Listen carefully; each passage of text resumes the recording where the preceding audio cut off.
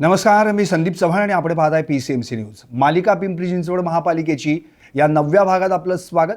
या भागात आपण जाणून घेणार आहोत 8व्या सार्वत्रिक निवडणुकीविषयी। 2017 मध्ये महानगरपालिकेची 7वी सार्वत्रिक निवडणूक झाल्यानंतर तब्बल 9 वर्षांनी म्हणजे 2026 मध्ये 8वी सार्वत्रिक निवडणूक झाली। 128 जागांसाठी ही निवडणूक घेण्यात आली। 128 जागांमधून 64 पुरुष आणि तितक्याच महिला उमेदवार नगरसेवक बनल्या। या निवडणुकीचं वैशिष्ट्य म्हणजे राष्ट्रवादी काँग्रेसला पुन्हा एकदा विरोधी बाकांवर बसावं लागलं।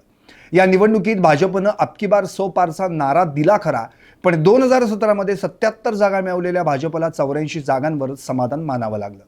2017 मध्ये 36 जागा मिळवलेल्या राष्ट्रवादी काँग्रेसला या निवडणुकीत फक्त एका जागेची भर घालता आली।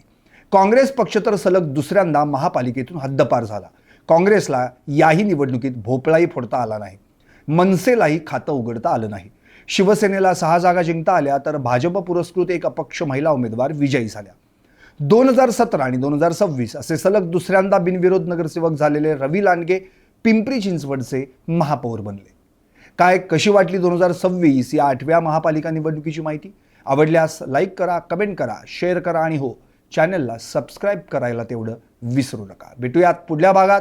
पाहत रहा मालिका पिंपरी चिंचवड महापालिकेची।